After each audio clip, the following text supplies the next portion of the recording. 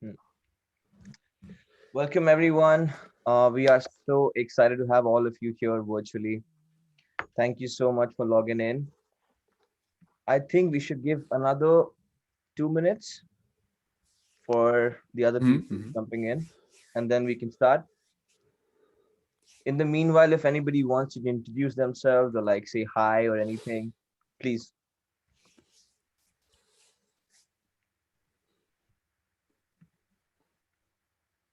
Anyone? Anyone?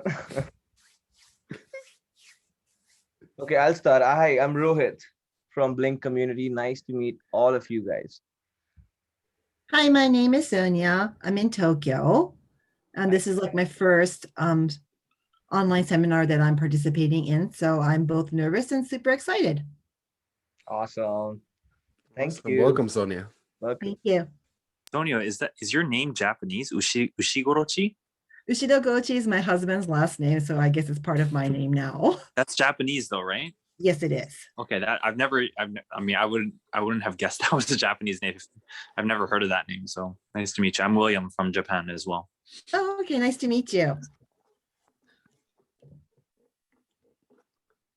All right. We have more people coming in. Hi, I'm Diana.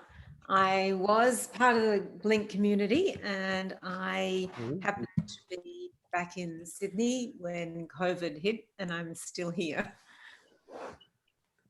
Hi, Diana. Thank you for joining in. What time is it there? It's 9 o'clock, so if I fade early, forgive me. Well, thank you so much for joining in. Thank you. Hi, people. This is Sudeep over here. Sen. This is my first Blink event. I'm also participating from Tokyo. It's just 7 minutes past 7 over here in Japan.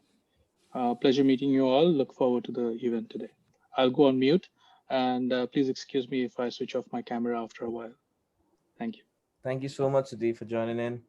Welcome. Pleasure. Thank you. Thanks. Nice to see you. Pleasure. Thanks. All right. I see a lot of new faces this time. I mean, through. Yeah. I'm so happy, dude. So the videos are turned off, but yes. Hi, I'm Seema. I attended a few events before. I haven't attended an event for a while. I've been really busy. So I actually started my MBA last year. So it's actually quite nice to have time again to join the events. Yeah. Thank you, Seema. Lovely to have you too. Seema, can I ask you, where are you doing your MBA? So the International University of Japan, it's in Niigata. Oh, okay. Because my husband's actually doing his MBA from last year too. So I thought, wow, what a coincidence if you guys were both in the same program. Where is your husband? He's doing it at Tsukuba University. Okay. Other side of Japan for me. Yeah. But it's nice to meet you. Nice to meet you too. So Seema, how was the snow in Niigata this year? I shouldn't even be asking. So it was actually quite a lot. It was raining, snowing 2 days ago, actually, still snowing. So I actually took up snowboarding. It's really been fun. So if anyone has any time left to go, okay, well, apart from the lockdown, after that's finished, it's actually quite amazing here, especially now with fewer people. So I really enjoyed it. I just heard snowboarding and I got super excited. That's awesome, dude. It's a fun sport. It was my first time. Yeah. I've been 2 or 3 times. And yeah, like with less people around, you have more room to experiment and learn by yourself. So it's really been a fun experience, and even to the point where I've actually bought my own snowboarding suit and snowboarding boots. Like I just need a snowboard now and I'm done. Yeah. It's awesome, dude. I just got back from Shiga Kogan. I totally understand how it feels. Yeah. Snowboarding rocks. It does. All right. I think we should start. And let's get it. Yeah. All right, guys. I welcome you all once again on behalf of Blink community. I'm Rohit, like I said. I'm just going to take like 5 minutes of your time because I see a lot of new faces. I'd like to take this opportunity to introduce what Blink is for the ones who don't really know. So I'm just going to quickly share my screen. That's cool with everyone. Can I see like thumbs up? Awesome. Awesome. Alrighty. Can everybody see my screen? Okay. Yeah. All right. Okay. So welcome everyone to our event, which we call Vertigo. More on that later from Angel and Rieko. I'm not going to jump into that. So what is Blink? Blink is basically a co-working space in the heart of Tokyo. We are located in Roppongi, right behind Roppongi Hills building. And how Blink came into being was our creators came up with this whole thing that Blink plus idea plus action is what we are doing in Tokyo. As a platform, we empower our members and tenants through the 3 C's that we believe in, which is creativity, connection, and collaboration. We are basically trying to incubate, accelerate, and help people create and do better things in Tokyo. So a little about Blink. Like I said, the 3 C's of Blink is creativity, connection, and collaboration. We are the only global co-working space in Japan. We are the only ones doing it, where we kind of consider the best outcome or the product would be where we connect Japanese and expats together. And because, it's all about being like-minded. It's not about where you come from, who you are. It's all about what you want to do. And that's what we're doing in Blink. We do a lot of events at Blink, just like this one. We do about 200 events a year. That's how I met this awesome person, Angel, and we're doing it again. We do basically these kinds of events, which is tech programming, business entrepreneur, art creative, media communication, lifestyle culture, and Blink gathering. Unfortunately, due to COVID, we're not able to have people on our space, which is why we are doing virtual events currently. But we will get back to that. This is our Facebook page. If you guys are not connected with us, please do connect with us. We love making friends. And I'm just going to take a second and keep the screen on your screens. If you guys have your phone, you can simply scan this. It will take you directly to our Facebook page. You can connect with us and stay updated about all the events we do. Okay. And lastly, I'm just going to show you guys a quick video. And I'm not going to talk anymore because this video is self-explanatory. All right.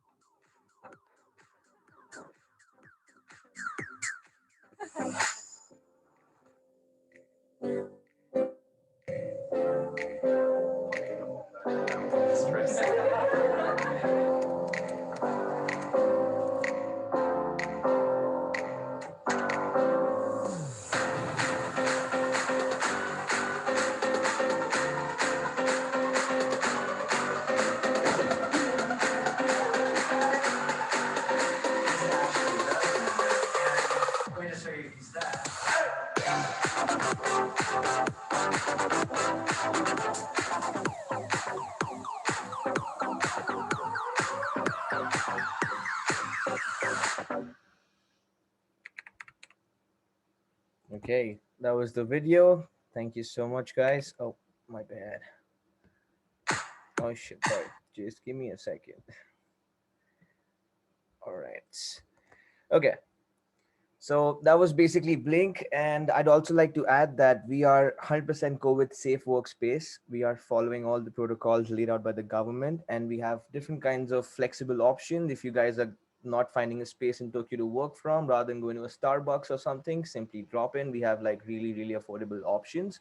And for more information, you can simply just visit our website or get in touch with me after this event or something. Cool. Thank you so much, guys. I'm going to let Angel take over now. Over to All you. right, Rohit. Can I go? Yes, thank you. Awesome. Awesome. And thank you so much for the awesome introduction, guys. I really recommend Blink. They are the best at what they do. I've worked there before. I had meetings there with my business partners, and it's super awesome. Really recommended. I see a lot of new faces, so I would love to introduce myself. My name is Angel. I am originally from Venezuela, but then I moved to the United States. I live in Japan, but currently I'm in America visiting my family. So now it's like 2 a.m. right here. So I'm doing my best to stay awake and be energetic, but it's 2 a.m. So, gotta do what we gotta do, right? Before I introduce our awesome guest, I would love to introduce our group, Nightcrawlers, and explain to you a little bit about our core values. It's gonna take like 2 minutes. Can I share my screen, Rohit? Absolutely. You are the co-host. You can share your screen. Thanks, man. All right, guys. So basically, Nightcrawlers is a group of entrepreneurs in Japan that we founded last year. And the goal of this group is to empower individuals to start their own thing, start their own business, their own side hustle, their own, creative hustle. We want to empower people to do their own thing. Our core values are basically empathy. We want to empathize with people and help them grow and become better. So it's not only business and money, but we also care about people. We want them to be better. We want to have an awesome and thriving community. We really value excellency and people doing their absolute best. And we also value disagreeableness. Now, by disagreeableness, I don't mean being rude to people just for the sake of being rude, but in a country where we value so much being a yes man, I feel like we need some people to say no in order to create new things, right? We are very passionate about Japan. We love the future and we want to educate, enlighten, and encourage people to start their own thing, to become better. Our message of personal development and business comes from a place of love. And we want to be as relatable and human as possible. We want our speakers and us as a group to interact with each other in a very human, like family-like way, not in a distant like business type of way, just like family, right? Our vision is we want to humanize entrepreneurs. So when people come into our show, it's not only tell us how to create a business in Japan and then leave. Nah, it's more like tell us your story. Why are you doing what you're doing? We want to know the human side of the business owner, of the entrepreneur, right? We want to create the go-to place for professionals in Japan. And we want to gather all the information regarding entrepreneurship in Japan and make it available for free so that everyone can do their own thing, start their business. And we want to push the human race forward by creating more entrepreneurs, which I believe will solve the problems in the world. And our balance, because we are a group based in Japan, we value collectivism in the sense that we want to adapt and work with other people, but at the same time we value individualism. We want people to be themselves and to just be themselves and have that balance, right? We are on Instagram, Nightcrawlers for Life. And that's about it. Thank you. And besides that, I also have a podcast called Insomnia, in which we talk about very taboo but interesting topics like cancel culture, the contrarian rule of marketing, what happened with Nike Japan, artistic vision, branding. For us, it's very important to talk about more taboo topics that need to be discussed rather than just, random ass topics like the 5 best places to visit in Tokyo. Like, we don't care about that. We want to talk about the deep stuff, right? Thank you guys for listening. Now I'm going to introduce our awesome guest. Rieko started Mindox in the hope of healing and encourage kindness for those who seek support. Her method is to provide a safe space for you to explore your inner self knowing, your conscience, your compassion, your humanity, and to challenge your outer self, your ego, and your conditioning. By also understanding your past, she will examine how certain life happenings affect your current life state. Throughout the sessions that she does in Mindox, the existential and philosophical counseling approach will be applied to find a clear and compassionate pathway, a middle way that would work best for you. In addition to that, she founded Isshoni, a company that supports e-commerce retailers' success by analyzing, identifying, strategizing, and implementing necessary tools and system integrations. Rieko, welcome to the show. Thank you so much for having me. I'm so excited. I've never been a part of, Blink community before, so I'm very honored. Thank you so much, and thank you for all the participants being here tonight. I really appreciate all of you. Mhm, for sure. So, guys, for us, interaction is very important. Usually events, people talk, and you just sit there like we don't like that. We want you guys to be active. We want you guys to interrupt us, to ask questions, to be yourself. Interaction is very, very important. So if you have a question, if there's anything you want to say, uh type it on the chat, and then let's talk. That's very important for us. um Rieko, can you please give us a quick introduction of yourself? Yeah, definitely. I mean, you've already given the intro of me, but so thank you for that. Hi everyone, I'm Rieko. I'm based in Tokyo, but I used to live in Australia, not Sydney, but in Melbourne for about 10 years. And I have worked in various industries, but now I concentrate my focus on e-commerce and therapy, two things that I love in life. And so with e-commerce, I help a lot of obviously e-commerce businesses, primarily focusing on Shopify because I used to work at Shopify. And with Mindox, my goal really is to support people and hold their hand through their tough times so they can see, the light at the end of the tunnel.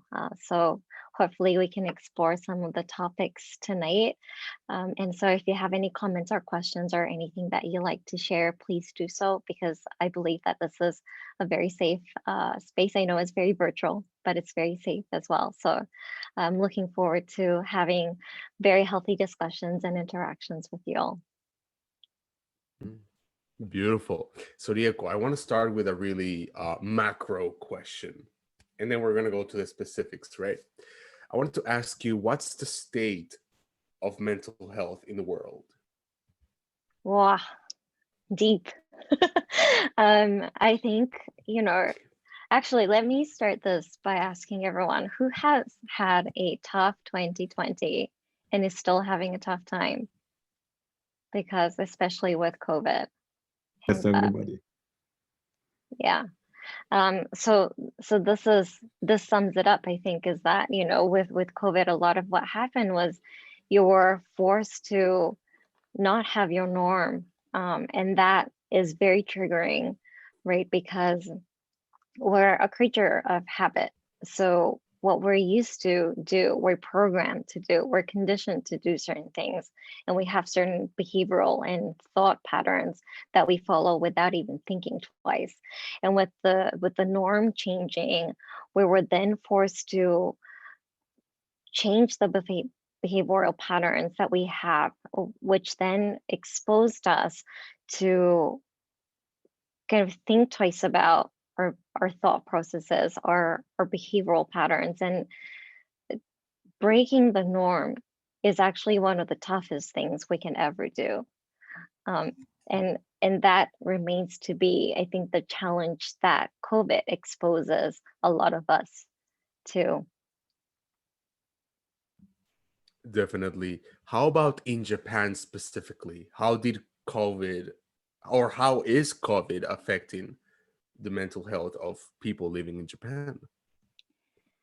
It's I'm sure a lot of you are possibly aware of the number of suicide rate that has gone up quite significantly, especially within women. And it breaks my soul literally to see that data and to see those numbers rising. And I think unfortunately, realistically, I think it will continue to rise um, for the foreseeable future, unless you know maybe the vaccine might settle things a little better. But the economic effects of COVID is going to last a couple more years, which then means that more women and men will be exposed to that mental health crisis as well.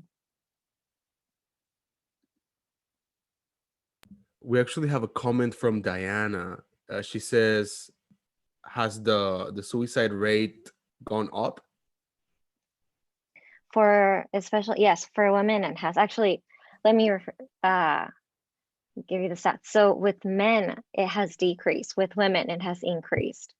And I think there are multiple factors. Obviously, with men's suicide rate lowering in terms of statistics, and women's rising. And a lot of the cases with women is that there've been increasing number of domestic violence, and or they have been working as sort of like a contractor position or a casual job position, and their job has been taken away, so they were exposed to economic risks. And those are the key factors of the statistics going up, especially for women. Mhm. Definitely, that it's a really sad thing to hear. Rieko, what you're saying is very important, and I agree with you 100%. Like, COVID brought so many mental health issues, but the thing is, when I'm in Japan and I turn on my TV, all I see is like variety shows, like they want me to buy the newest TV. I see Ayase Haruka selling me like Coca-Cola. I see comedians like, and I'm like, but there's a huge mental health crisis, but I don't see anyone addressing it. And then I go to social media, LinkedIn, and people are just talking about like, oh, how to make a business in Japan, the 5 best places to visit in Kyoto, and I'm like, the fuck. Like, we're having a mental health crisis, but no one is talking about it. Like, they're all talking about something completely different. Like, what's going on in the world? Are we ignoring our mental health? Like, what's going on? I think one thing is that people are tired of thinking about it. I think I think people are getting very tired of the effects of COVID and not having to live the way they used to before. And so I think in the beginning of the outbreak of the pandemic, people were more open to talking about mental health, etc. But now there's that fatigue, COVID fatigue, I might call it. And I think people are tired, just overall, just exhausted. And it's okay to be exhausted. It's okay to not want to talk about it, because in due course people would eventually, but perhaps they're choosing not to talk on TV or social media. They might want to talk about it in a more private setting, and that's okay too. Definitely. Is it human nature for us to, instead of like deal with our problems, we just rely on escapism? I mean, let's face it, it's easier, right? It's a band-aid solution, and it's easier, because facing your inner self, your core, is very, very tough to do. And especially when you're exhausted, from COVID and not having your norm back. You do need some level of energy in order to do that. When you're exhausted, it becomes a little more challenging to do. But that doesn't mean that there are little steps that you can take. You don't have to tackle it head on and like go deep dive into it. But as you might know as well, I think mental well-being is not, we haven't been educated on that at school. There was really no subjects at school, from I went to a Japanese school, and it was never talked about. It was never mentioned in school subjects. And so I think we're all unaware of the things that perhaps we can do to face, some of the patterns and conditionings that we have. We actually have a bunch of questions actually. Like Let me comments, see yeah. here. Bodan, do you want to read your question to Rieko? Yeah, sure. So I wanted to ask, how could we talk about the crisis on TV and in a way that it helps to go out of the crisis and not make things worse? So do you have any ideas on how to do that? Crisis in terms of mental health. Yeah, let's say it's a mental health during the COVID, for example. I think it might be too triggering to talk about the mental health crisis head on, but I think what TV shows can possibly do better is to give certain tips on what they can do to feel better or alleviate some of their mind suffering that they may be experiencing. I think that in a way sort of helps ignite the conversation and also educate people in terms of what they can do in real life and what they can be aware of. So when they're triggered, they know what to do. I hope I answered your question.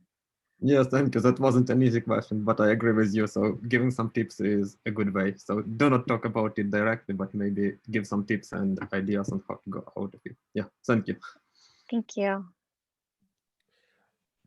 Rieko, before we go to the other question, I wanted to ask you, do you think, because I feel like this is awesome, like if someone would go to, would be on TV talking about mental health and giving tips to people, I feel like that would be super awesome, but we never see that. Do you think that's because of like a social stigma or because it doesn't bring ratings? Because something that I've noticed, me personally, is when I post something about like business, about branding, it gets like 40 likes, 30 likes, 40 likes.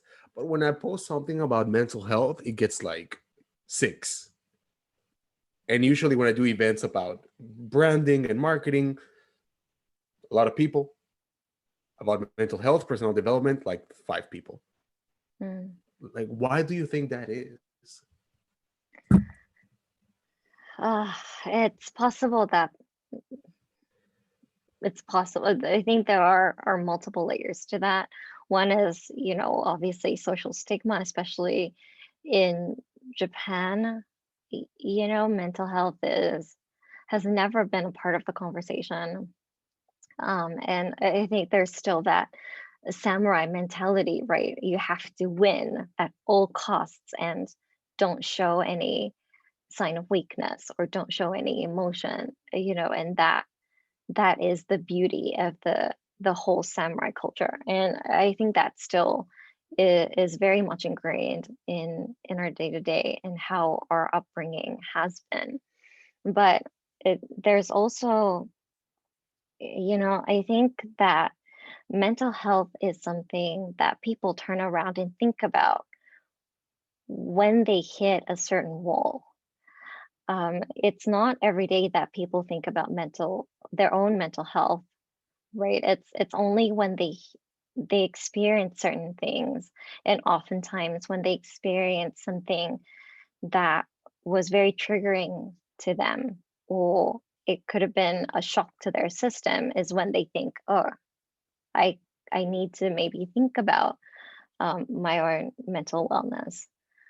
So I understand when you post content about mental wellness, not a lot of likes. I think that there are multiple reasons to it. So you think like we basically have to like grab people and shake them, or people have to be shaken by trauma in order to act? Is that right? I think asking the right questions would definitely help them think, but then also there needs to be a reason for them to think, right? Like a question might not be enough. And I think if you haven't been exposed to the idea or the concept of mental well-being, I think asking questions might not be enough. 100%, 100%. We have a question from Alan. Alan, do you want to ask the question directly to Rieko? Sure thing. So it's just laptop was on the floor and I'm plugging in my power. In my work, I have to sort of keep tabs on a lot of media, and because I'm living in Japan, but I've lived in a lot of countries around the world, I keep my finger on a lot of different media. And over the last sort of 12, 14 months, I've noticed that while it isn't as prevalent in Japan, certainly overseas, and especially in 2020, there seemed to be not even a saturation, but a hypersaturation of endless information about COVID, endless articles about COVID, constant information. And it was just this massive tidal wave of every day, every hour, every minute, COVID. So I wouldn't say that I myself was particularly affected because of, a number of different reasons, but I am curious, what do you think the role of mass media doing that plays in this sense of exhaustion that you were talking about earlier? Well, I think that, I think Angel will be able to answer this, but you have to, when people are exposed to the same word or the same content a few times, that becomes a part of your thought process. So I think, by being exposed to the word COVID and the ongoing, content of the same thing over and over again, I think what happens is that within the thought process, within our, the neurons and synapses, it becomes very much ingrained. And so whenever we think about other things, it's very possible that the word COVID pops up in your head. And that really is the even bigger problem, right? Because COVID in itself is a problem. But like you said, to your point, being exposed to the word COVID, being exposed to the content of COVID constantly, that being ingrained in your thought process, every time you think about something, the word COVID pops up in your head.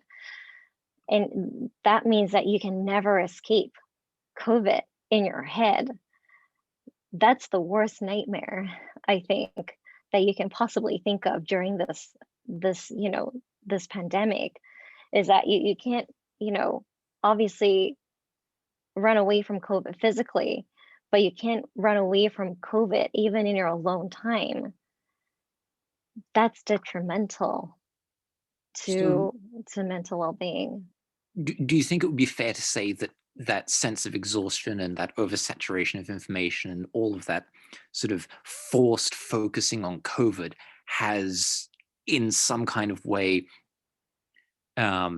forced or coerced or made people lock in COVID-19 as the number one priority, the number one consideration all the time, rather than just, what am I about to do? What do I need to think about? Have I done everything that's important? Okay, put that away because it's not important anymore. And rather it's always there. It's constantly there. It's sort of like an earworm on steroids. Do you think it would be fair to describe it like that? I think so, yeah. I think since the outbreak of the pandemic, what I hear a lot around is that, because COVID. But is it really? Is it really because of COVID, or is it something else? Right. And so to your point, I think you summed it up really nicely about the oversaturation and the roles of media. Wonderful. Thank you. Thank you. Awesome. Beautiful. Thank you, Alan. That was a very awesome question. And Diego, beautiful answer. There's a really interesting comment from Diana, I'm sorry. And she says the issue is we have not been taught it is okay to share and to feel. We are programmed to look good. Rieko, why is this? Like, why? Like, is this something that, like, is it social? Does it come? Is it mental? Because I feel like we live in like a stunning culture in the sense that we're always trying to stun people. Like, yo, look at my car, look at my promotion, I make more money. And something that happened to me earlier this year is that I failed the JLPT, right? And then the N2 test. And I was seeing a lot of people posting online like, yo, after 3 years of hard work, I got my JLPT, cool. And I'm like, damn, all these people got it, but I didn't. But then I thought, what about all those hundreds of people that failed? How come they're not talking about it? So is it social? Is it like, where does this come from? This need to like look good all the time and not be vulnerable. Yeah, 100%. I think social media had a lot to do with it.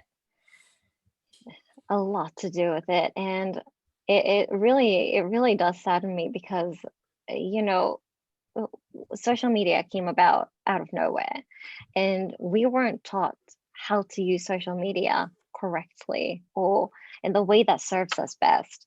And I think, you know, social media is having a run for itself, where people are posting about how good they look, the social status, whatever else that may be.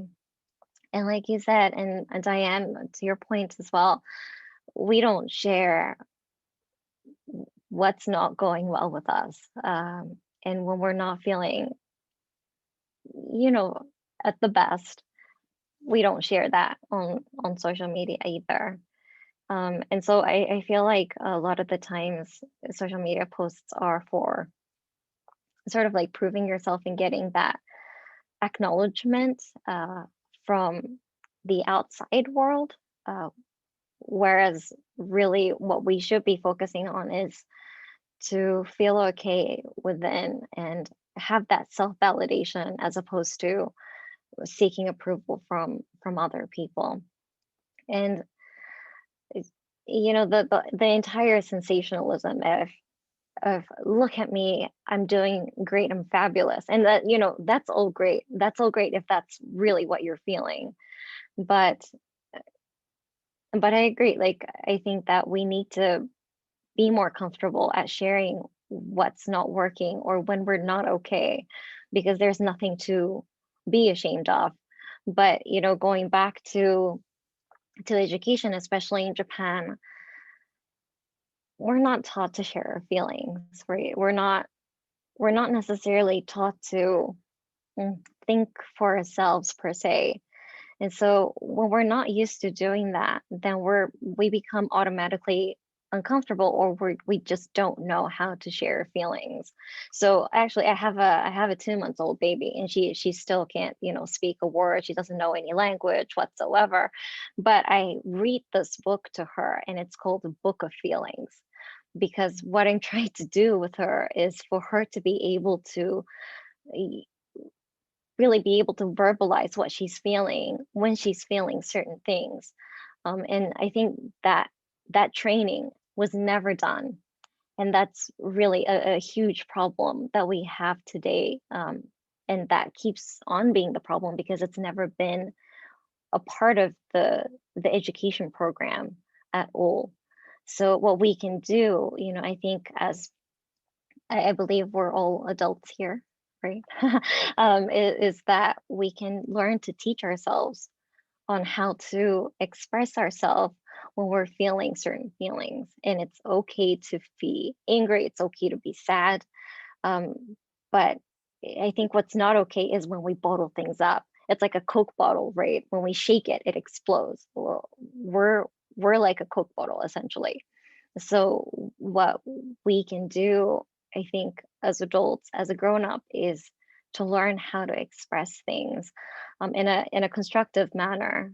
That's even better. But to be able to say, I'm sad, I'm angry, that in itself is a huge progress. And another thing is that find somebody who will believe in your emotions. I think that's key in maintaining your mental well-being. Someone who you can call up and say, I'm just really mad right now. And someone who would say, oh, damn, I'm sorry you're going through those emotions. Find that person.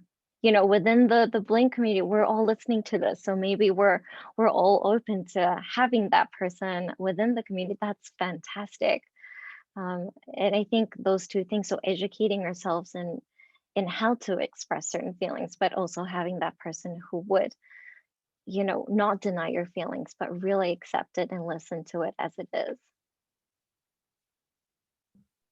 Diana, would you like to comment or add something or no?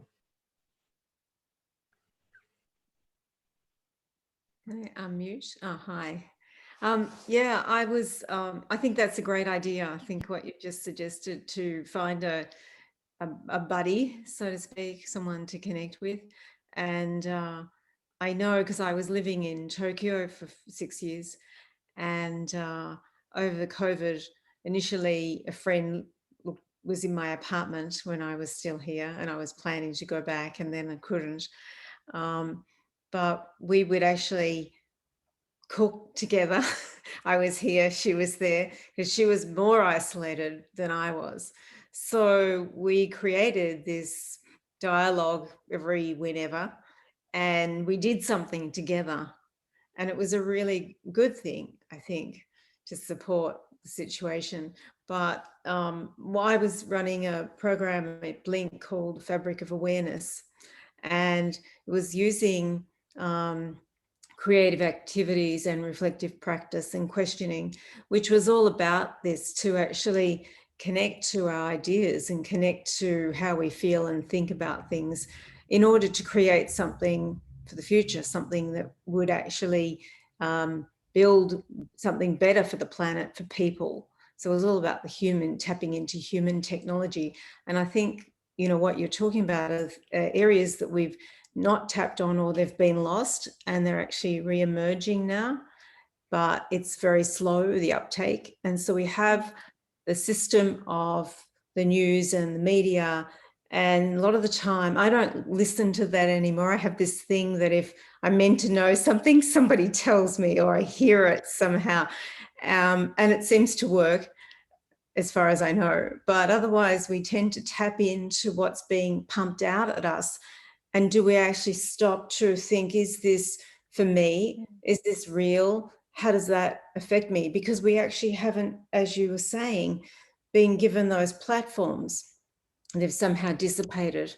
And more we've got information being shown to us to take us in a certain way, which is not really maybe healthy for us. So learning to think and feel, I think, is really vital as we move forward. And in Japan, it's incredibly difficult because the social structure, because the way it's been framed for people to follow from the top down, not to express, to be worried about giving a voice or an opinion. And I think this is, the youth in Japan are wanting more. They want to be able to find that voice without it being thought of as being rude to elders, with respect, which is part of the culture. But there seems to be not a platform yet. It's forming for that to come to life. And the more you have conversations like this, the more people are going to start to think, oh, perhaps I can offer something else to other people, and have the confidence to do so. So thank you. I just thought that was it. And I thought the idea of sharing with somebody else when you do feel flat, that you can actually turn to someone, that's a fantastic idea. Thank you. Well, thank you, Diane, for sharing that. That was very beautifully said. And I think mutual encouragement is something that's really lacking as well. I think people often think that we need to be encouraged in order to encourage someone else, but I don't believe that's true. I think by encouraging others, we then encourage ourselves, because, you know, essentially giving and receiving, those two are the same thing. And we often tend to forget that because we were, again, never taught that.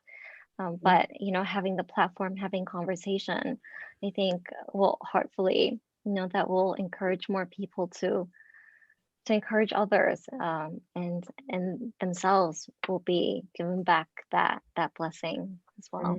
Yeah, I think we're talking about very simple acts of kindness, and you know, I think the culture of Japan has kindness embedded in it, but it's also being confused, and the sense of respect is so amazing. The culture in Japan has got so much to offer the world, but it's still trying to find its own voice. And you know, I think it's there, but it's still emerging. But I think when it does, you know, the history and its origin has something quite profound to share to the world. Yeah, definitely. I agree with you. Awesome. 100%. Thank you, guys. We have another question. I think it's a really good one from Phoenix. Phoenix, would you like to ask Rieko this question? Sure. Thank you so much. This is such a beautiful conversation that we have here. So I think that just like anybody here, that being able to acknowledge our emotions, our feelings, and having the vocabulary to the words to express it is a life skill, and this is really important to our mental health. However, seeking help for mental health, seeking support for mental health in Japan, I think it's very stigmatized, and people would just think that, oh, so you're not doing enough, you're not good enough, you're not managing your own health enough, so you need to go and seek mental health support. There's something wrong with your head, and probably you're not a good person to talk to right now, and you're probably not good enough for a job. And I think there's so much stigma around that. So I wonder if you have any suggestions or ideas to destigmatize seeking support for mental health in Japan. Thank you. Oh, thank you. It is such a big problem in Japan. It has been for years, and it still is. Partly the reason why I talk at virtual events or offline events is essentially to do exactly what you just asked. I think that there's not enough people who are in the industry, but never really speak outside of their own practice, and I think that's a pretty big problem too. I think more mental health professionals and coaches alike, they need to go out there and have discussions around mental health to ensure that, you know, not feeling okay is completely normal. I myself don't feel 100% all the time, and you know, it's completely normal as a human being to have those ups and downs. And one thing that I think I often tell my clients is that block out the noise, because people are going to talk, whether if they like it or not. They're always going to have opinions about you, but it's up to you on whether to accept what they say or completely block out the noise, right? And I think life becomes a lot easier when you block out those noises, because they're really just noise, right? At the end of the day, a lot of the validation doesn't come from your environment or the people around you. The validation that matters most is something that has to come from within. And so, you know, blocking out the noise is one thing, but also having the courage to block out the noise is another. And to cultivate that courage, you need to, unfortunately, there's no other way but to train your mind and say, this is not, no one can define me. only I can define myself. And it's that type of self-talk, I think, that'll eventually, give people the courage to reach out for support. But going back to destigmatizing on a bigger scale, I think more of those events, more of the talks, more of the discussions definitely needs to happen, for sure. Definitely. Rieko, that was very well said. If I may add to your point, so Phoenix, I feel like, so the thing about collective societies, and I can tell you because I was born in one and raised in a collective society, is that it's in collective societies, initiative is very rare because we all have to follow the group, right? So for the individual to stand out and initiate some sort of change is quite rare. In Japan, what I've noticed from the lens of an outsider is that in order for this to not be a stigma anymore, someone needs to initiate this process and start talking about mental health and telling people it's okay to be vulnerable. Like there has to be not a group, but an individual who starts then influencing other people and be like, let's talk about mental health. Let's, improve ourselves. I think the core issue is initiative because, of course, everybody complains about the system. Everybody complains about, there's not enough this, there's not enough that. We lack this, we lack that. There's many social issues in Japan. And I'm like, cool, but how can we solve it? And I feel like a lot of the times the media plays this situation as well because the media doesn't really give us a solution. It's always like problems, and nobody ever thinks of solutions. So I think that's something that we got to do. We take initiative and be like, fuck it, let's talk about mental health. Let's see here real quick. Oh, we have an awesome question from William. Where is it? What role do you see social media playing in improving people's mental health? Rieko. Education. I think social media can educate people. Not social media in itself, because social media is just a platform, right? But the people who are using those social platforms can use to educate people. And I think, on hell posting, Nightcrawler's Instagram, you should definitely follow that, like motivational quotes that might, entice you to think about mental well-being. I sometimes post quotes or new blog posts and things like that. But there are ways to utilize social media to ignite discussions. And I think discussions are essentially education, right? Without discussion, there will be no education. We just need that one post, that one person to start talking about mental wellness on social platforms. And it doesn't have to have a lot of followers. It doesn't necessarily need to have, 1 million people joining that discussion. If you're able to talk to just one person, but then change that person's mindset about mental well-being, you're an educator. That serves you and the other person and the role of social media in terms of education. So I hope I answered your question, but how did I do, William? Yeah, I think, I asked that question partially because I actually think I've been struggling with mental health issues since I can ever even remember. But I made a post recently, about a month ago, about these mental health issues that I wasn't really public about. I had been telling people in person about it, but the lack of sensitivity around the topic was really disturbing to me. Especially men seem to just kind of like want to solve it like it's a problem.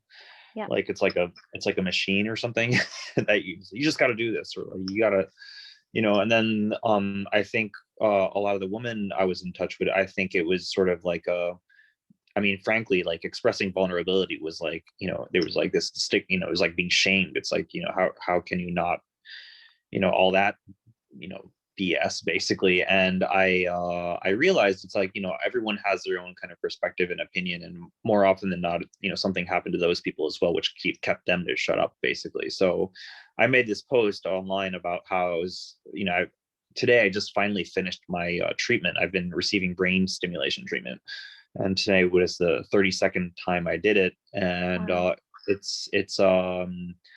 it's been transformative, like very transformative. It's like cutting edge stuff from,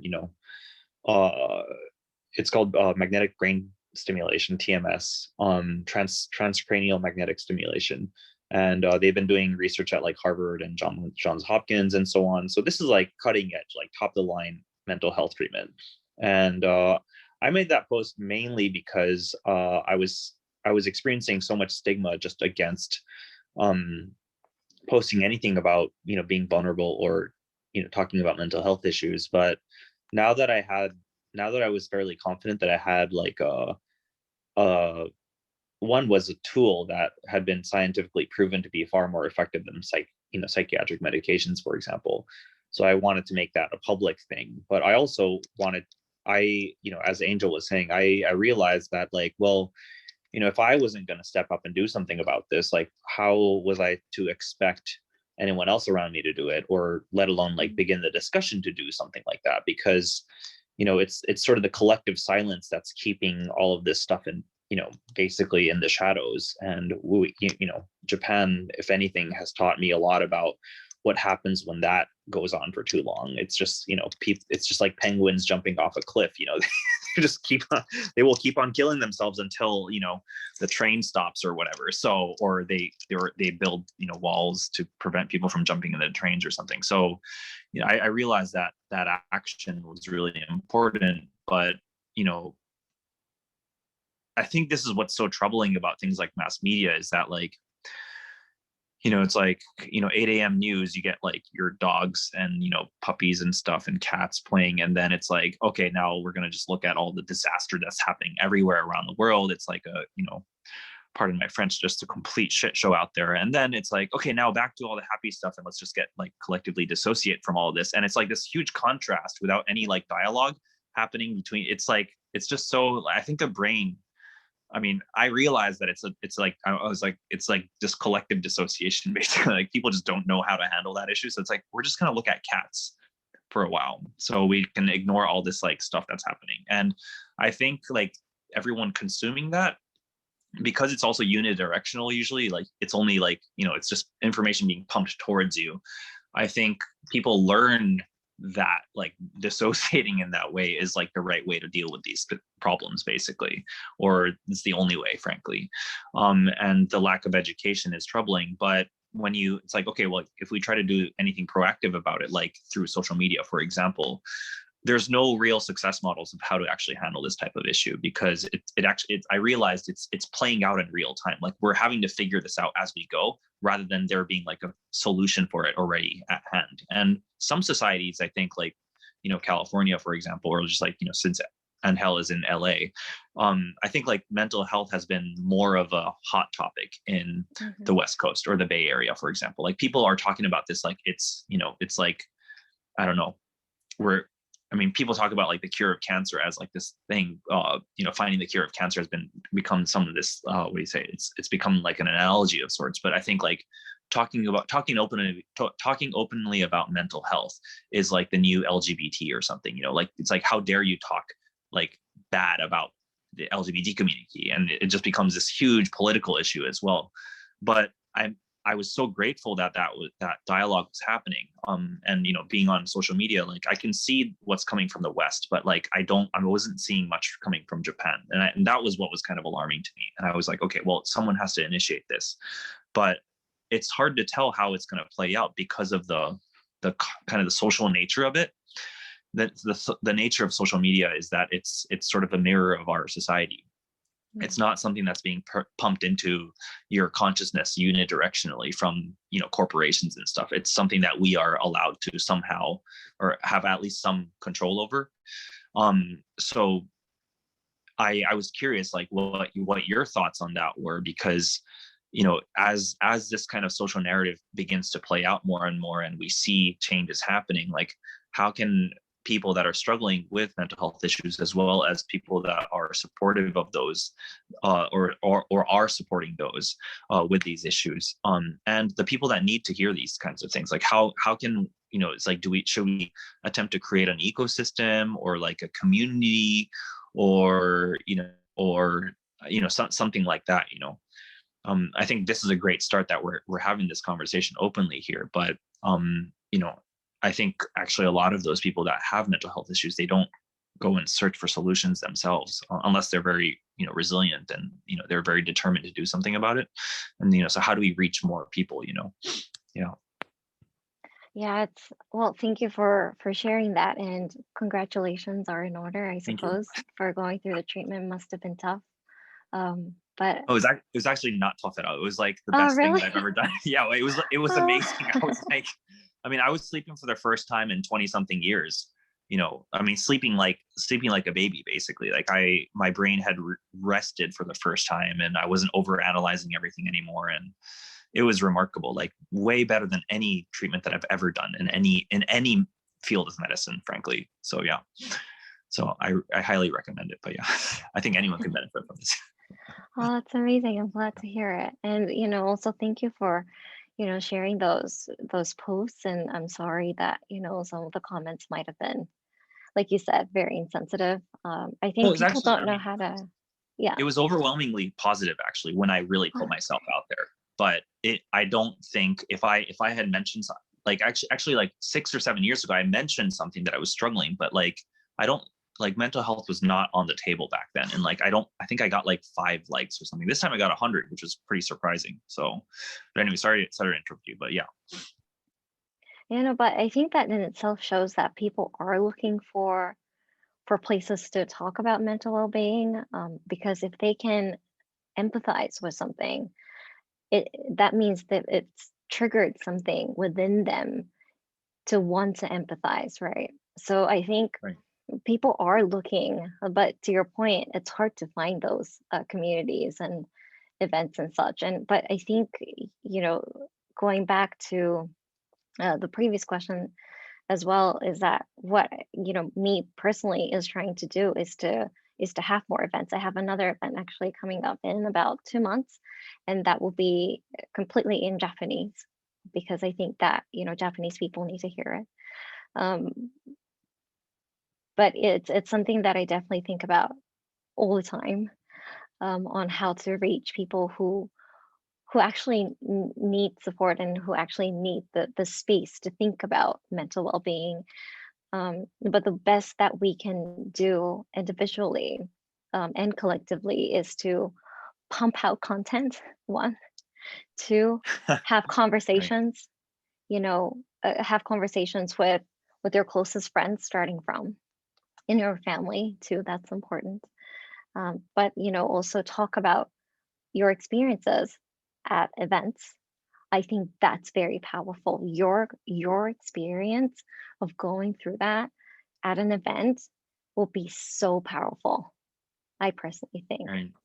And I think that a lot of people will be able to resonate one way or another, because everyone has gone through some dark times, right? We all have, because that's what life throws at us. And I think having heard stories of perseverance is going to encourage people even more to talk about their own experiences. And I think that's what matters most, which is what you've already done and you're already doing. I think that's wonderful. Yeah, I've begun the process. I just don't know where to take it, because I was surprised about, like, I barely use Facebook other than to just like stay in touch with people. So most of it's just, I just use chat. I don't post things on my wall unless I think it's really important. But I think it was like the first post in like several months, basically. But now that I've got, it's kind of like, for me, when I did it, I was like, okay, well, I know what this treatment is. I was already signed up for it. So I kind of decided, I'm going to just push the domino piece and see where it goes, because having basically been public about it before the treatment began, sets up some sort of expectation for, it's like, how did that go, And so now that I finished it just today, actually, I have something to deliver now, and I can share this experience with people while it's still fresh in my mind.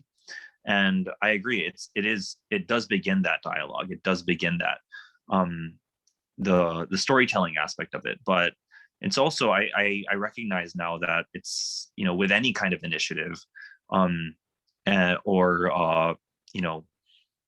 with any kind of initiative, it's important to really know like what you're trying to accomplish with it, or steer the direction into. Like, it could be about mental health awareness, or it could be like accessibility to all these resources, for example, creating a safe space, like how we're doing today, to have these discussions. I mean, there's many avenues, and I'm curious, like, what your journey has been like as well, like with regards to that. Like, how did you get started on this, and like what kind of challenges have you faced, and so on?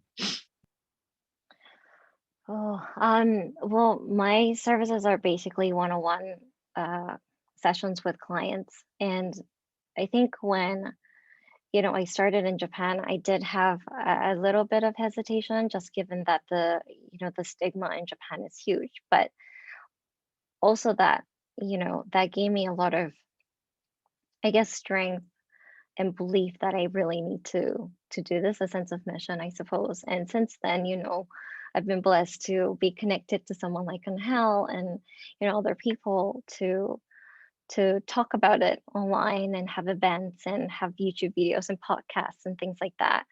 And my I guess my advice is, do what feels comfortable to you. I think you don't have to know the directions right now, given that you've just gone through the treatment just today. I think do what serves you, and that will serve other people too. Whatever you feel comfortable with, other people will feel comfortable too. And I think as you build your content, it will give you a direction naturally. Right. It will guide you naturally. So I think right now you don't have to have a direction per se. I think keep doing you. Right. Keep posting things that you feel comfortable with, that you want to share, and let the nature take its course. And I think that it'll lead you to even bigger, more wonderful things. Oh, thank you. That was very encouraging. I appreciate it. Yeah. Thank you. And just regarding your experience though, like what were some of like the biggest roadblocks or challenges that you faced, aside from some of the stuff that we've already talked about, like stigma and so on? Like, did you feel that you needed a place to talk like this that allows you to reach a larger audience, or stuff like that? What were some of the challenges that you faced, aside from your own mental health issues, I guess? Yeah. Interestingly enough, I've had people reach out to me even before talking at events, which came to me, to be honest, as a surprise, because I didn't necessarily know that that people will reach out to me directly without having promotional pieces here and there. Is this as a therapist, you mean, or just as yeah, a person? Oh, as a as therapist. a coach. But before that, obviously people were, I was like a friend, coach, therapist person. I've always Okay. been since I was very, very young. Right. But I think to me that was a true testament as to how much people are seeking for services like coaching or therapy or whatever else that may be that relates to mental wellness. And so funnily enough, I haven't really necessarily faced a lot of adversity since starting this. There might be people who are thinking, what the heck is she doing? But Japanese people don't necessarily speak out so much, so I wouldn't necessarily know. And to be frank, I wouldn't necessarily care what other people think, because I believe in what I'm doing, and I think it's necessary. But like you, I'm still figuring out my course. I I think I'll figure out my course for the entire life, and hoping that, you know, be able to support people the best way I can. All right, Rieko, thank you so much. I want to go to the other topic actually, which is about letting go of the past. So I'm a big Star Wars fan. I love Star Wars since forever. Yeah, the new movies are so bad; they suck. And the Last Jedi, which is one of the worst Star Wars movies ever made, the main theme of this film is to let go of the past. And Kylo Ren, the bad guy of the film, he's like, we gotta let the past die, kill it if you have to. That's the only way that you can become what you're meant to be, you know, to kill the past. The movie was awful, but that message is very interesting because I feel like in this self-development journey, you know, we are aware of our problems and we begin to, you know, do like introspection. But in order to become better, we have to let go of our past. Stop being victims and just let it go. How can we kill the past and live in 2021 instead of 1993 or whatever? Yeah, back then, right? Great question. Very deep question also. I think killing the past will be hard to do, but we can all learn to live with it, forgive it, and live with it. I would need to dissect it a little more, but I think when we suffer from the past is when the conditions and patterns that we learn from the past is no longer serving us. And I speak about this separately from past trauma. That's a whole nother topic, right? But if we're strictly speaking about patterns and conditionings, it's something that we can let go of and relearn the patterns and conditionings that serves us now. And the best way, I think, to do it, that we can all think about after this event or tomorrow or foreseeable future, is when we get angry is the best, actually the best opportunity to think about our conditionings and patterns.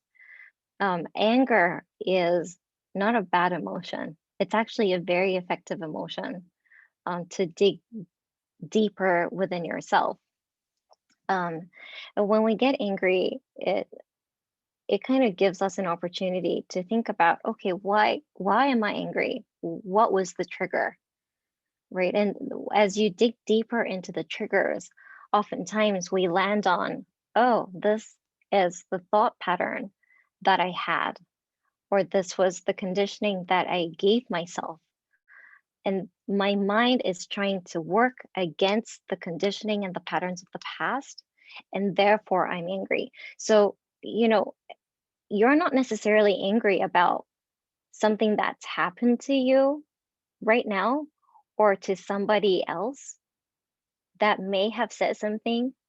It's the triggers that we have within that ignited the emotion of anger. So next time when you get angry or a little mad, take a step back, deep breaths 3 times, take deep breaths 3 times, and then think about, okay, why am I angry? Where did this anger come from? What's not serving me? And let it go. Again, letting it go is not an easy process. You do have to work at it. Every time you get angry, you have to work at it.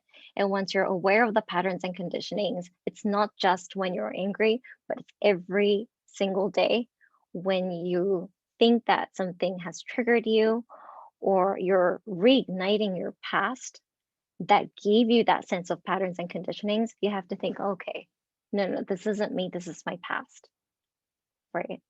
And then rethink of things that will make essentially you happy, because happiness works for you, anger doesn't, right? And we're all born to be happy. So how can I make the situation better by making myself happy? What can I do to make myself happy? And it's not just getting ice cream, but also what kind of thought process would make me happy? Right. For example, I think in the last event, Angel said, what if someone cuts in line and you've been queuing at Starbucks for hours? You know, that's a big problem, as we all know. But is it really the fact that someone cut in line, or is it something, you know, did that ignite your past? Which is it, right? And if it ignited your past, maybe when someone cut in front of you, back then, you might have been very upset, or you may have been betrayed, right? You need to heal that betrayal. You need to betray that hurt, but you need to, heal that hurt.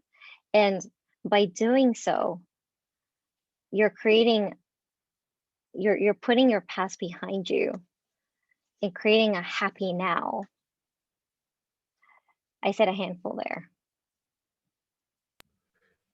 No worries, that was perfect. I hear you say all these awesome things, and you know, I think it's so easy to blame someone else for our current situation. Like, it's so easy to blame my dad for X, Y, and Z. It's so easy to blame the bully at my school for this and that and the other. It's so easy to blame other people instead of taking personal responsibility. Yeah. It's just too easy. Yeah. Where can I find the strength to be like, to look in the mirror and be like, nah, I gotta kill the past and take responsibility and be better? Like, where can I find that inner strength? I think the best question to ask yourself when you're in that situation is, do you want agony or do you want peace? What would you choose? Right? Blaming it on other people would not bring you peace at all.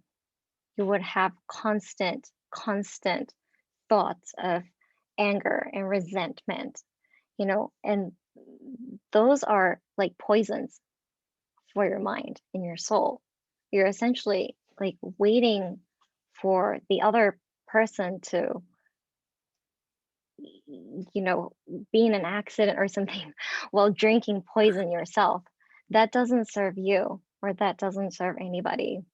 And unfortunately, by drinking those poison, you're not only, you know, sort of self-bullying, but it's very difficult to be kind to other people as well. So by choosing peace, how do I do this? How do I choose peace when my mind is going through 1 million miles an hour, being so angry at something? Be kind to other people. Reach out to other people. Be kind to other people. And that will bring you so much peace, because not only that giving that compassion and kindness to other people is going to make the other person feel so much better, but you will gain peace in return. You will gain that compassion and kindness that you gave to others right back at you. Definitely. So just ask yourself, do you want anger or do you want peace? It's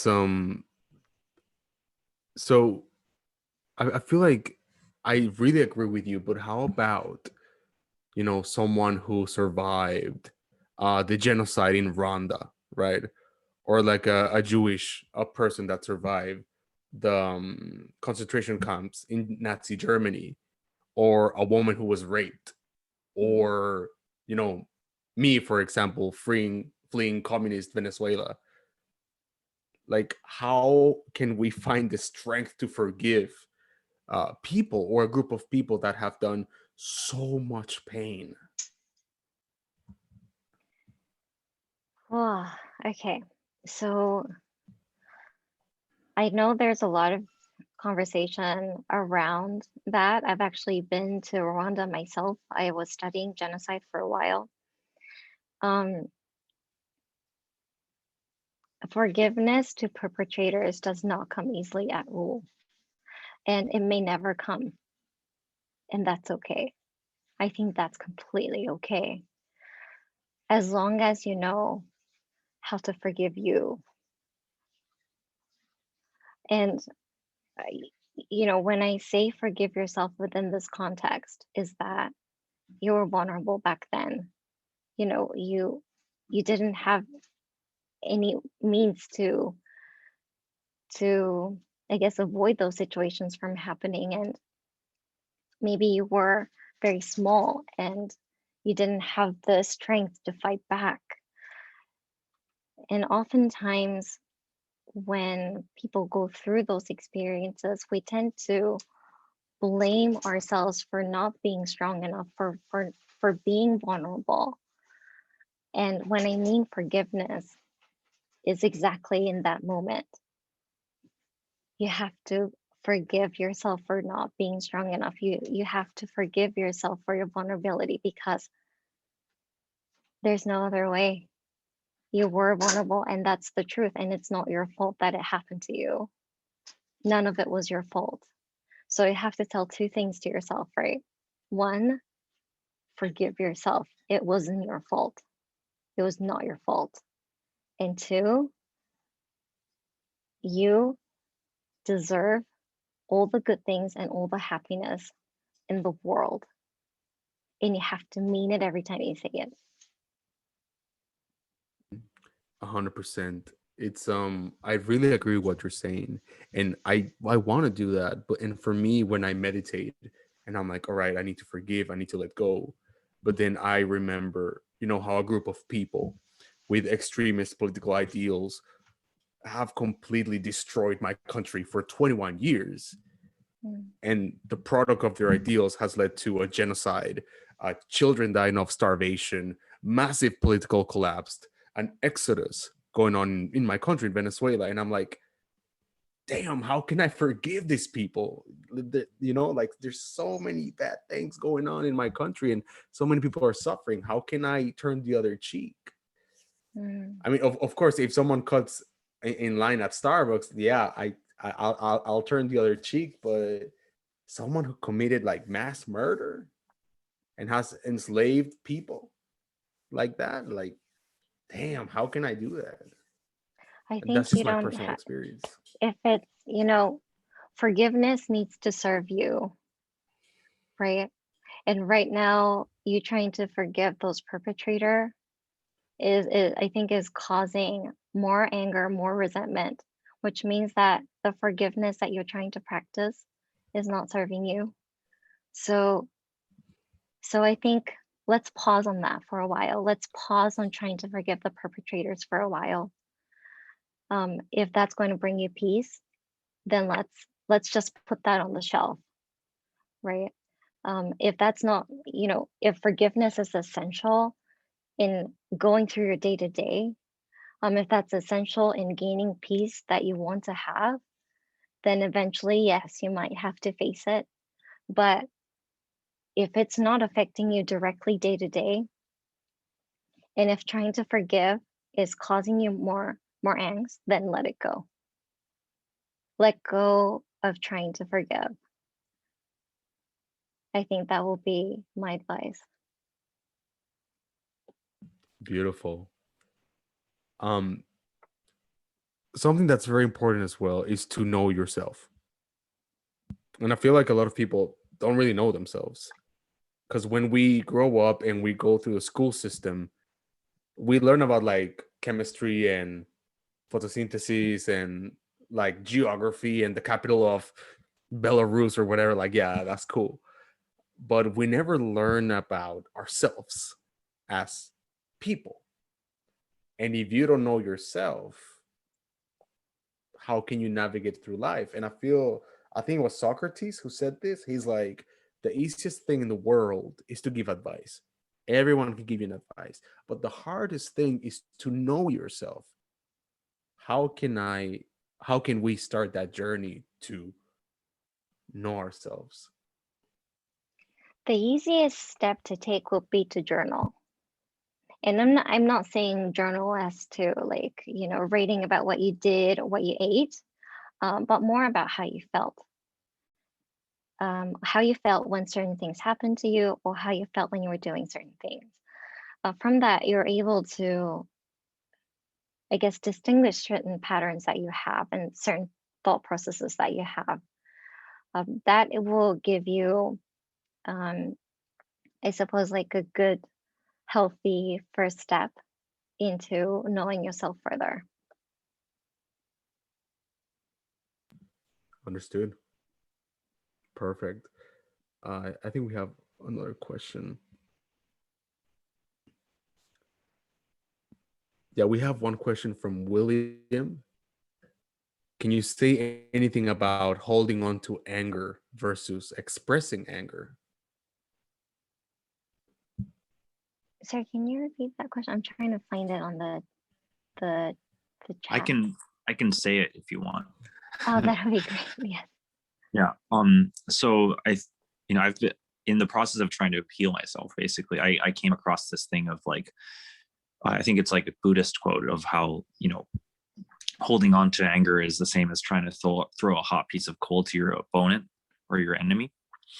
And I was thinking a lot about this, and I had attended some anger management courses, but I've also attended a lot of like anger expression, courses and stuff. And I was very confused as to like how this role of anger plays, especially and I'm going to say this because of Japan. Like, I feel like a lot of the suicide problems, it's like anger directed at the self, and it like that ends up like, it basically kills oneself because you're holding on to it so much. Yeah. And so this topic of holding on to anger versus expressing anger, as you said earlier, I think expressing it can actually move the energy really well, to the point where it can actually cause some radical change. But holding on to it can be detrimental, as shown by the suicide rates in Japan. Do you have anything to say about that, in terms of like the difference between those two and how it could be dealt with better, perhaps, especially in light of the Japanese culture? Yeah, holding on to anger again is like drinking poison, right? Right. So it's obviously it's never healthy. But I also understand that people don't know how to express anger in a healthy manner. And that's also a problem. I think the best, again, a part of knowing yourself as well is to journal. So journal when you're angry. I say this to a lot of my clients: journal when you're angry. In the very moment where you're angry, before you say anything, just write it down, scribble it down, why you're angry, what triggered it, and when. So, then you can find your patterns as to, your anger, and perhaps possibly the conditionings that you've been exposed to that may lead to your anger as well. And knowing those patterns and conditionings, learning about them would give you a sense of hope, because you're then able to learn something that isn't serving you. That could be the past, that could be trauma, that could be anything. But learning about these things is really the first step into dealing with anger and facing with anger head on. So, when angry, journal. Maybe I should put that on a t-shirt. Thank you. I love that. That's perfect. Thank you so much, Rieko. Rieko, I send you our last question on private message, Oh. which is from Easy Wu, and she says, "What do you think of the mental health ambassadors in Japan, and which of their actions do you think are effective? A lot of them tend to stop at some point in respect to culture, but I'd love to hear the actions already initiated, or if you have successful experiences, I'd love to hear it." Interesting. I haven't yet to come across. I think I need a little bit more of an elaboration in terms of a lot of them tend to stop at some point in respect to culture. I don't think I've witnessed that. Do you mind elaborating that for me if you could?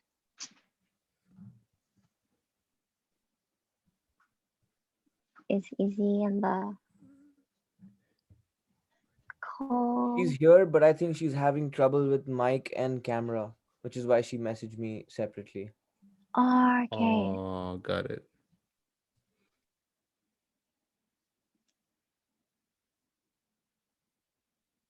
Sorry, just in case my battery dies. Just trying to connect over here as well. No worries. um,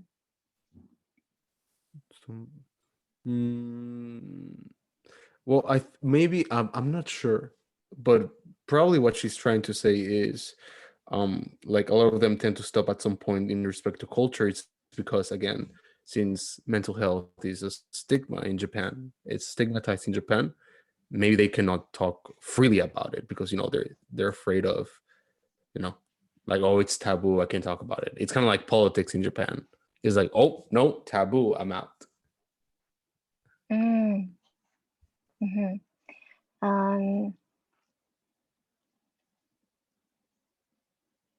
Right. I can't necessarily talk about. It's a bit hard because it's something that I haven't necessarily yet to witness, but obviously actions being, some of the points that we touched on earlier is to engage in communities, engage in dialogues, have contents, and William's spearheading in this, but share your experiences on social or with your friends, your family.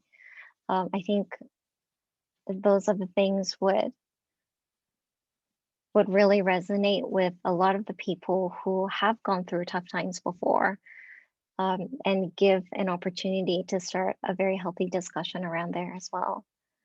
I haven't yet to, I guess, in terms of my actions, again, going back to my point, speaking at those events, and having one-on-one sessions, and I'm trying to think about a program for this year right now as we speak as well. But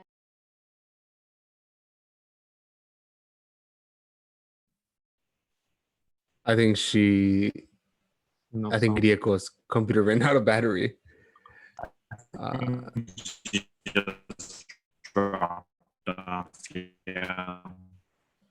Yeah, I think her computer ran out of battery. Yeah. can you? Oh, there you go. Hi. Sorry about that. It's all good. Yep, I think that's exactly what happened. Oh, you're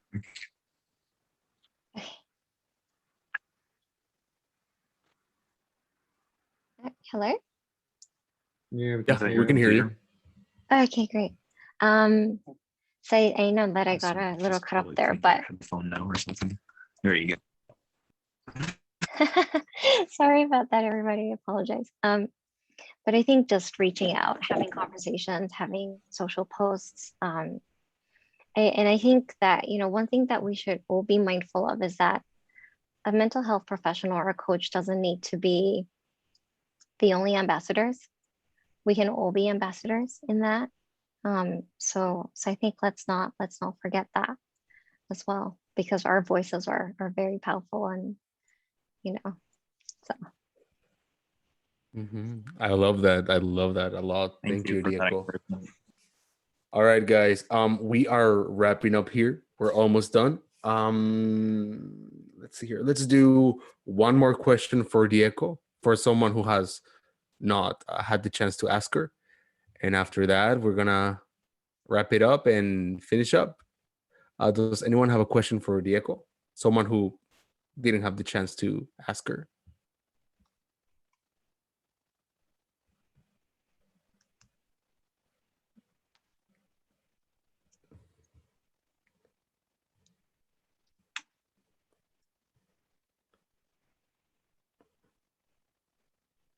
All right. Anyone else? has a question Should for should Rieko. I ask if nobody else is asking? Yeah, man, go Am I ahead. allowed to ask? Okay. Okay. Quick question, Rieko. This is something that I have seen a lot, and it's not just Japan, it's in general, like with humans, I think. Especially people who are not used to expressing themselves is what I've noticed. Like they have trouble tackling a situation where they have to confront someone, because they're just not used to expressing, right? Like even at home or with friends, school, whatever. And when it comes to confronting, it just throws them off their comfort zone. And that's when people experience anxiety, or like just they avoid this at all costs. So if I was to ever come across such people, and if I want to offer help or like just give some advice, like what would your advice be in a situation like that? Like how to I push think, yourself to do something which is impossible for you. Thoughts? mm, well, it's not quite impossible, is it? I think it is possible, but you fight back your urge to do so. And I think the reason a lot of the people fight back to confront somebody is because they're trying to protect themselves. But really, I think oftentimes we're doing the complete opposite by not confronting. But the reason why it's hard for some people to confront them is because they're not probably used to drawing boundaries for themselves. And when you're growing up, and the way you received care and love and kindness was by betraying your boundaries, that's when it becomes very difficult to confront others when you grow up to be adults. What I mean by, childhood betrayal is, perhaps you wanted to be loud at dinner table, but you had to be absolutely silent and not say a word in order for parents to give love to you. I mean, that's an extreme, but we all have moments where we had our boundaries crossed, or we betrayed our boundaries because we wanted to please others or receive love or kindness or compassion or any of the above. And so when we're used to that upbringing and we become adults, that becomes a part of our patterns and conditionings, right? And so we think in our head, we need to, completely betray our boundaries so that people would respect me, listen to me, be friends with me, give love to me. And this happens at workplace, friendships, family, romantic partners, or any partners, right? And so it's very important, number one, for you to tell them that it's okay to do that because, and it's okay to draw boundaries, because confronting others is essentially protecting your boundaries, right? And so one thing that you can definitely tell them is that it's okay to want to protect your boundaries, and it's okay to be scared. But people are not going to love you or respect you less because you drew your own boundaries and you're trying to protect it. Thank you. That answers my question really well. Thank you. Right. Thank you for the question. So, Rieko, let's wrap up real quick. And I want to ask you, let's say I listened to what you had to say. I love what you're saying. I want to start my, mental health journey. I want to become better. I want to be better. Where should I start? Let's say I would love to have you as my professional therapist. How can I start? Where can I find you? You can find me either, well, I'm on social media too, but you can find me on LinkedIn, there's Instagram, there's Facebook, there's my website. But but I guess my website will be the best place to go to. And Hal very kindly shared that right there. And I have workbooks available. I have blog posts. I haven't written much since, I've been very busy with the baby, but there are resources available there as well. So, and if you're financially strained, please email me or reach out to me. Let's talk first and figure it out. But otherwise, you know, I will be posting about events and such on social, basically Instagram and LinkedIn, or my website. So if you want to learn more or be part of the group or the community, there are information available. So I would love to see you at my next event if you speak Japanese, because it'll be in Japanese. And yeah, just reach out, I think, with whatever issues you may have, or if you just want to check in and see where you are, that's okay too. Don't be afraid to reach out. I don't bite, obviously. So your first step will be to reach out. Second, you can start journaling. If you want to see where you are at, you can self-journal as well. Or draw. I Or draw. found drawing is really helpful too. Yeah. For sure. I dance personally. Dancing is Or very sing. helpful too. Yeah. Or sing. Yeah, there you go. That's perfect. Guys, I really recommend Rieko. She has helped me a lot ever since I met her. And she's a wonderful professional who really cares about people. And she's really going to help you. So have no doubt. And just click on that link and book a session with her. She's the real MVP. Rohit, can we end the event, bro? Yes, yes. I think we have all had a great time, and I'm guessing nobody else has any other questions. So I want to thank you both once again. Anil, thank you for staying up at 3. I think it's 3 a.m. Thank at 4 you. a.m. your time. Oh Bro, my it's goodness. 4 a.m., yo. Awesome. And Might Rieko, as well thank you watch the so sunrise. Yeah. Rieko, thank you so much. Considering you have a Thank newborn you. baby and you took out time for us, that really means a lot. Thank you so very much. And everybody else, Thank thank you. you for logging onto the call. I will be uploading this video on YouTube. So if anybody wants a refresher, they can just, check that. But let's all connect on LinkedIn. And thank you once again, guys. Have a great weekend. Thank Ciao. you. Yes. Thank you, guys. Thank you. Oyasumi nasai. Yasumi nasai. Or ohayo gozaimasu. Right. Thank you, guys.